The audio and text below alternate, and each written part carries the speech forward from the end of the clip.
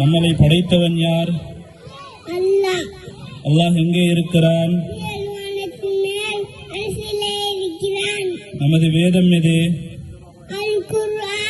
நமது மார்க்கம் என்ன? நமது இறுதி நபியின் பெயர் என்ன? முஹம்மது நபி ஸல்லல்லாஹு அலைஹி வஸல்லம் அவர்கள் எங்கே பிறந்தார்கள்? முஹம்மது நபி ஸல்லல்லாஹு அலைஹி வஸல்லம் அவர்கள் எங்கே மரணித்தார்கள்? நபியின் தாயின் பெயர் என்ன? நபியின் தந்தையின் பெயர் என்ன? நபி அவர்களுக்கு எத்தனை வயதில் நபி பட்டம் கிடைத்தது? முஹம்மது நபி ஸல்லல்லாஹு அலைஹி வஸல்லம் அவர்கள் சிறு வயதில் என்ன சிறப்பு பெயர் கொண்டு அழைத்தார்கள்? இஸ்லாத்தின் கடமைகள் எத்தனை? 5. நன்றி வசலாம்.